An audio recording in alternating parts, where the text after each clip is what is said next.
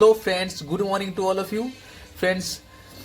आज मैं आप लोगों के लिए बिहार दरोगा का कंप्लीट सिलेबस लेकर आया हूं, जिसमें बिहार दरोगा की एग्जाम में होने जो एग्जाम होता है उसमें किस किस सब्जेक्ट से क्वेश्चन आता है, क्या उसका सिलेबस है, इसका कंप्लीट सिलेबस का अध्ययन हम इस वीडियो में करेंगे। क्योंकि बिहार दरोगा का बम्पर वैकेंसी आने वाला है, बहुत अधिक मात्रा में सीट आने वाला है।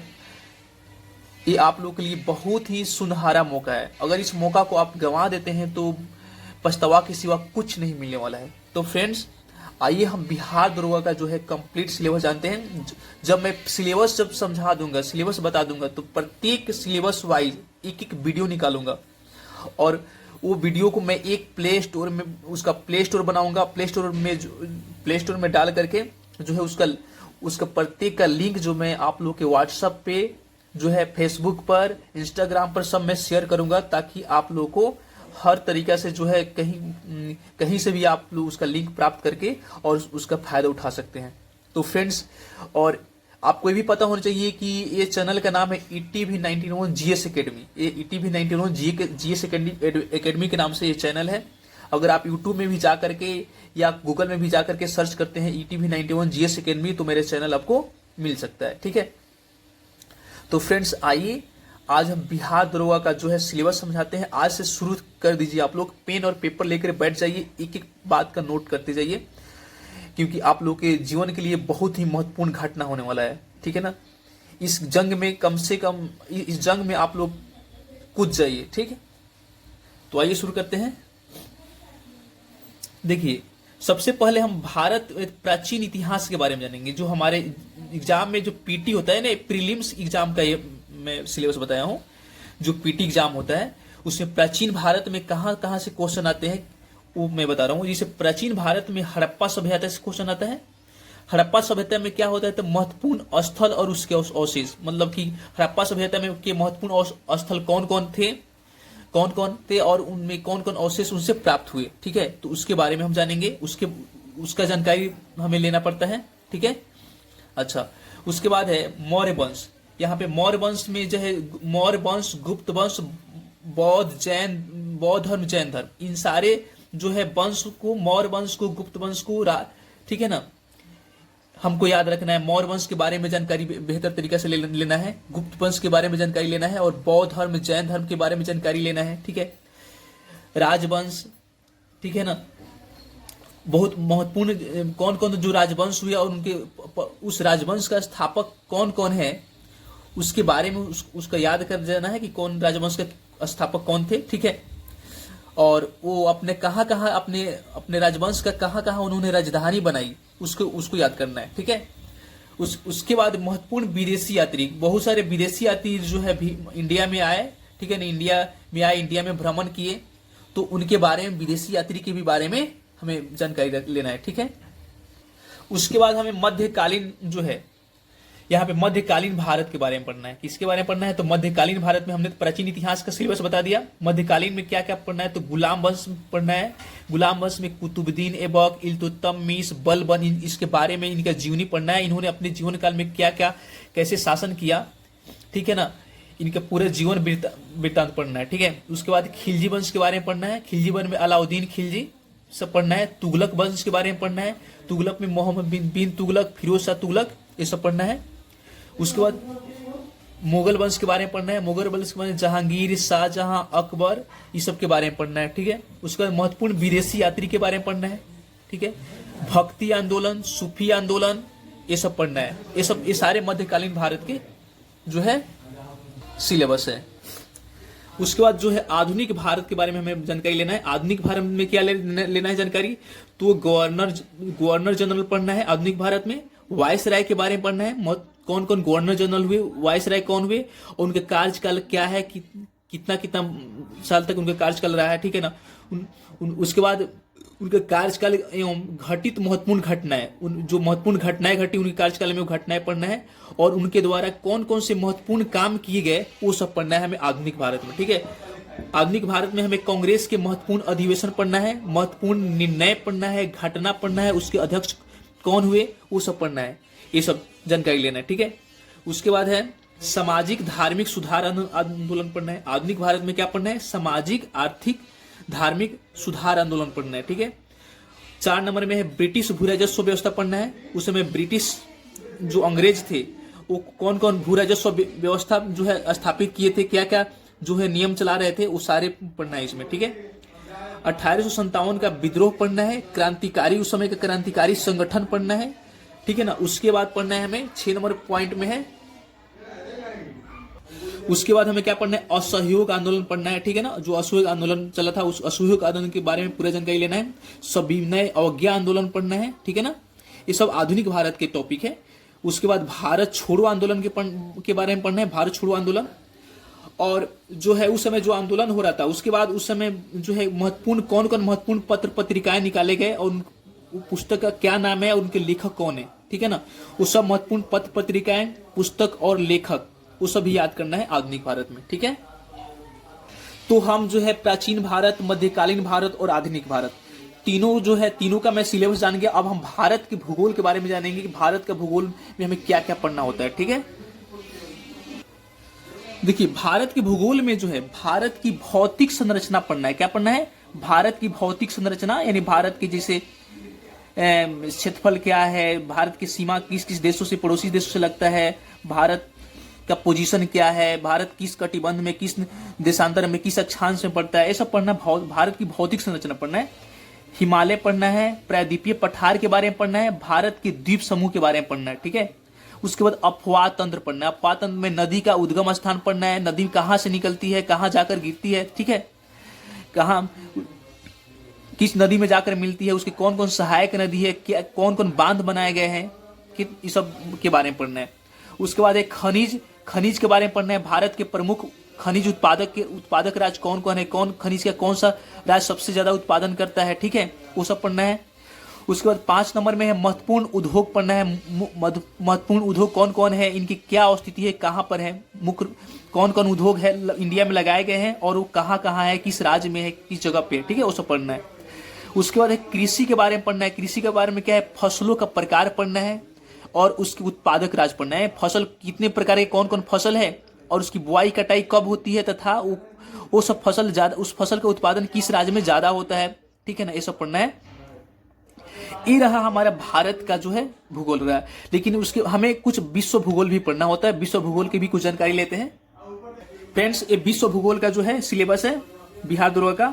इसमें हमें विश्व भूगोल में हमें सौर मंडल के बारे में पढ़ना है। हमें मतलब सूर्य, पृथ्वी, जितने भी ग्रह है, प्लानेट है, वो सब के बारे में पढ़ना है।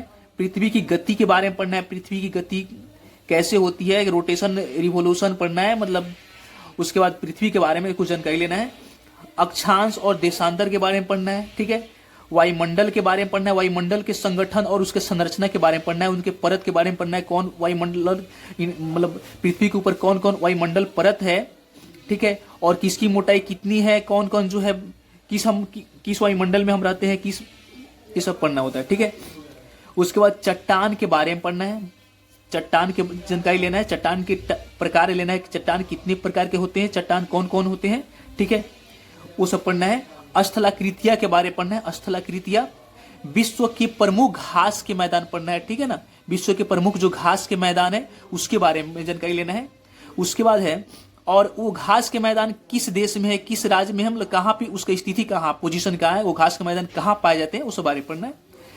उसके बाद पढ़ना है महत्वपूर्ण सागरीय धाराएं पढ़ना है। क्या पढ़ना है? महत्वपूर्ण सागरीय धाराएं, उसकी प्रकृति के बारे में पढ़ना है, उसकी अस्तित्व के बारे में पढ़ना है। महत्वपूर्ण कौन कौन सागरीय धारा है, जैसे गर्म जल धारा है, ठंडी जल धारा है। ठीक है ना। उसकी क्या प्रकृति है, वो कहाँ पाए जाते हैं, वो सब पढ़ना है। ठीक है। उसके बाद खनिज के बारे में पढ़ना है। खनिज के बारे में क्या पढ़ना है? तो प्रमुख उत्पादक देश पढ़ना है। खनिज का प्रमुख उत्पादक देश कौन कौन है, वो सब पढ़ना है। ठीक है ना, खनिज का। उसके बाद देश का मुद्रा एवं राजधानी पढ़ना है। देश और उसकी राजधानी और उसका मुद्रा क्या है। ठीक है ना। जैसे भारत है तो भारत की मुद्रा क्या है, तो रुपया है। ठीक है। अमेरिका की मुद्रा क्या है, तो डॉलर है। इस तरीके से जो है पढ़ना है। ठीक है। उसके बाद जो है अर्थशास्त्र के बारे में, क्या अर्थशास्त्र में क्या पढ़ना है, तो अर्थशास्त्र में हमें राष्ट्रीय आय के बारे में पढ़ना है। ठीक है। भारत में आर्थिक नियोजन के बारे में पढ़ना है। भारत में आर्थिक जो नियोजन होते हैं उसके बारे में पढ़ना है। मुद्रा एवं बैंकिंग के बारे में पढ़ना है, इसकी जानकारी लेना है। ठीक है ना। मॉनेटरी और बैंकिंग के बारे में जानकारी लेना है। मुद्रास्फीति के बारे में जानकारी लेना है, ठीक है ना। मुद्रास्फीति जो होता है उसके बारे में जानकारी लेना है। उसके बाद लोक वित्त बजट के बारे में पढ़ना है, लोक वित्त बजट, ठीक है ना। विश्व व्यापार संगठन के बारे में पढ़ना है, जैसे WTO वर्ल्ड ट्रेड ऑर्गेनाइजेशन जो है उसके बारे में पढ़ना है। उसके बाद अंतर्राष्ट्रीय मुद्रा कोष पढ़ना है। अंतर्राष्ट्रीय मुद्रा कोष क्या है, IMF, इंटरनेशनल मनी जिसका फाउंडेशन जो है फुल फॉर्म होता है। अंतर्राष्ट्रीय मुद्रा कोष के बारे में पढ़ना है, ठीक है। तो कहने का अर्थ है कि फ्रेंड्स, बिहार दुर्गा में जो है प्राचीन इतिहास जो है, मध्यकालीन भारत, आधुनिक भारत, भारत का भूगोल, विश्व भूगोल, अर्थशास्त्र, इतना मैंने सिलेबस जान गया। इसके बाद हम जो है पॉलिटी के बारे में जानेंगे, क्या पॉलिटी में हमने क्या पढ़ना है, राजनीति विज्ञान, राजनीति शास्त्र में क्या पढ़ना होता है, इसका सिलेबस जानेंगे। फ्रेंड्स, हमें भारतीय राज्य व्यवस्था में महत्वपूर्ण अधिनियम पढ़ना है। महत्वपूर्ण अधिनियम में जैसे 1861 का अधिनियम, 1892 का अधिनियम, 1909 का अधिनियम, 1919 का अधिनियम और 1935 का अधिनियम।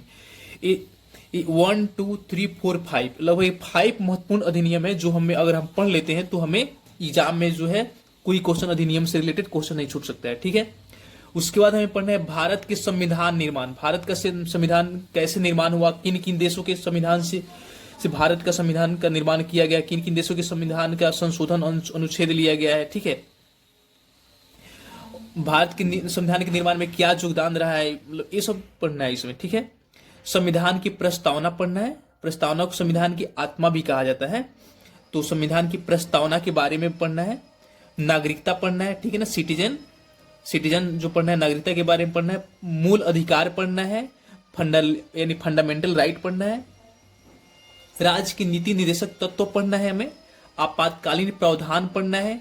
राष्ट्रपति के बारे में पढ़ना है कि राष्ट्रपति का चुनाव कैसे होता है, राष्ट्रपति का यानी निर्वाचन कैसे होता है, उनका वेतन कितना मिलता है, उस समय उनका पदावधि कितना होता है, सब राष्ट्रपति के बारे में टोटल जानकारी लेना है, ठीक है। उसके बाद संसद के बारे में पढ़ना है। संसद, पंचायती राज के बारे में पढ़ना है। निर्वाचन आयोग के बारे में पढ़ना है। महत्वपूर्ण अनुच्छेद और संविधान संशोधन अधिनियम पढ़ना है। महत्वपूर्ण अनुच्छेद के बारे में पढ़ना है। संविधान संशोधन अधिनियम के बारे में पढ़ना है। उसके बाद हमें पर्यावरण में, यानी जो हमारा इन्वायरमेंट है, यानी पर्यावरण, ठीक है ना, पर्यावरण में हमें क्या पढ़ना है, तो महत्वपूर्ण राष्ट्रीय उद्यान पढ़ना है। वन्य जीव अभयारण्य पढ़ना है, ठीक है।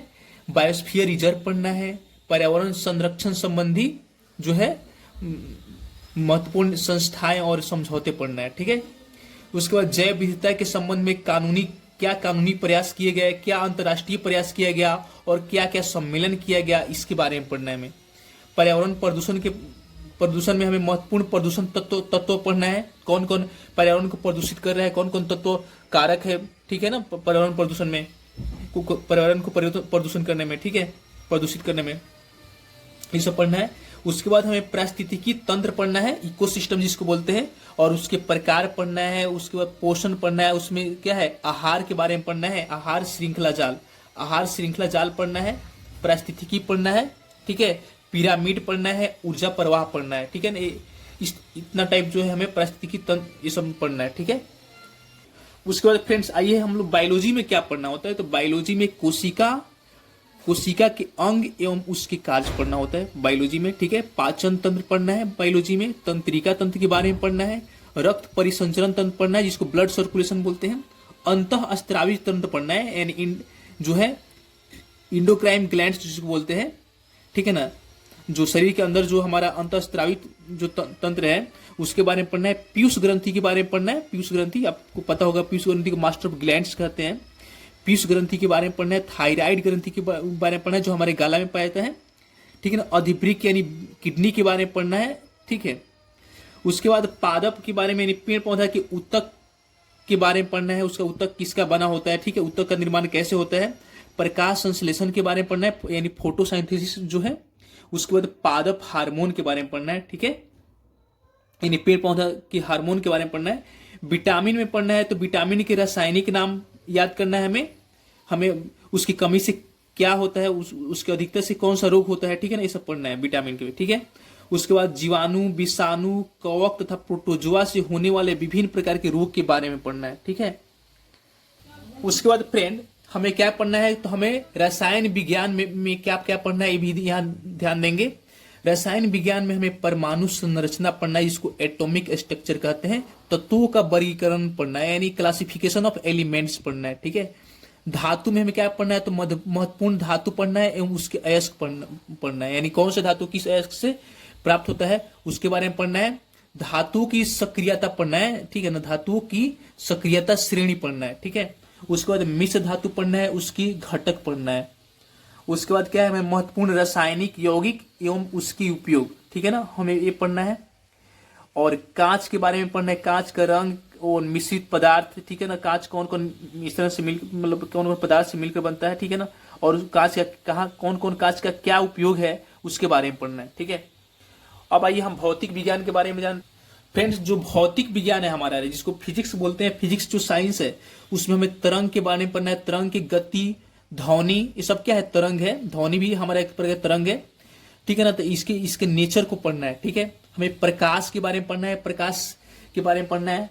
उसके बाद हमें महत्वपूर्ण उपकरण के बारे में पढ़ना है और उसके कार्य, कौन कौन उपकरण है, उसके क्या क्या कार्य है फिजिक्स में, ये सब पढ़ना है। हमें महत्वपूर्ण मात्रक के बारे में पढ़ना है, ठीक है ना, यूनिट एंड मेजरमेंट जिसको बोलते हैं।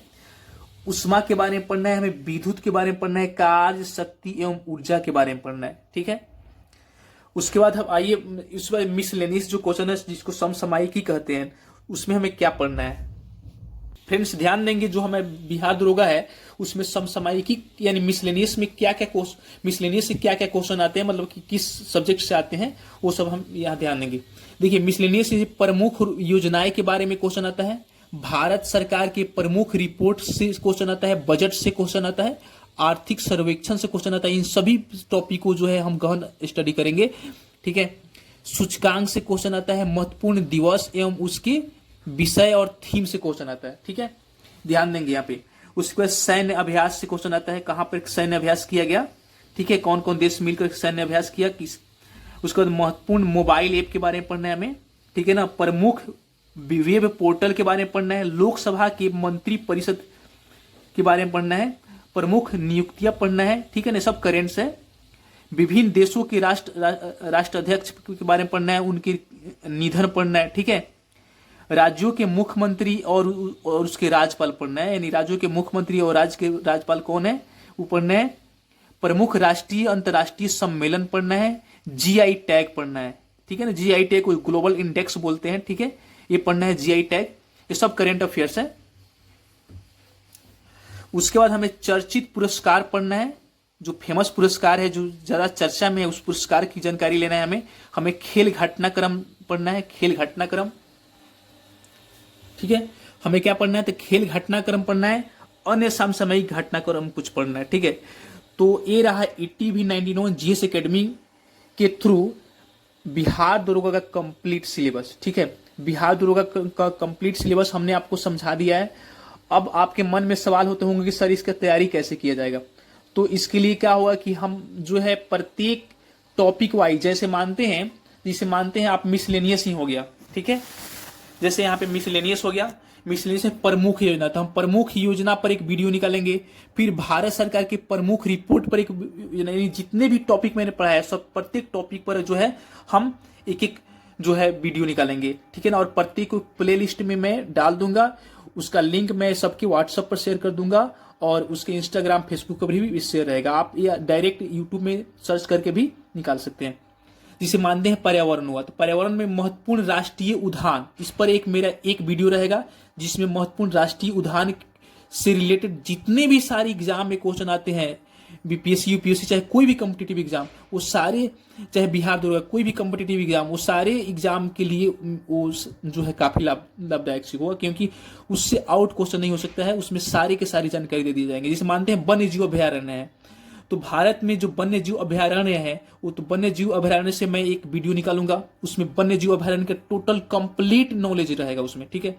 बायोस्फीयर रिजर्व है तो उससे कंप्लीट बायोस्फीयर रिजर्व का एक अलग वीडियो रहेगा, उसमें बायोस्फीयर रिजर्व का टोटल जानकारी रहेगा, ठीक है। मानते हैं जिसे राज्य व्यवस्था में यही है, ये राज्य व्यवस्था में क्या है, तो जिसे हमें क्या है महत्वपूर्ण अधिनियम, तो महत्वपूर्ण अधिनियम 1861, 1892, 1909, 1919, 1935, जितना भी सारा अधिनियम है, सारे अधिनियम का मैं एक वीडियो में जो है कंप्लीट नॉलेज, कंप्लीट जो है जानकारी देंगे आप लोगों को, बस उस वीडियो को देख लीजिएगा, आपका महत्वपूर्ण अधिनियम समाप्त हो जाएगा। ठीक है, जैसे भारत का संविधान का निर्माण कैसे हुआ, किन किन देशों के संविधान से भारत का संविधान तैयार किया गया, ठीक है ना, क्या क्या अनुच्छेद लेकर के, क्या क्या उसमें जो है टर्म लेकर के जो भारत में जोड़ा गया, ये भारत संविधान के निर्माण में क्या क्या किसका कितना क्या भूमिका रहा है, ठीक है ना, सारे से रिलेटेड मैं क्वेश्चन उसमें डालूंगा, उसका जानकारी। ठीक है, उसके बाद संविधान की प्रस्तावना से रिलेटेड मेरा सिंगल वीडियो रहेगा, उसमें संविधान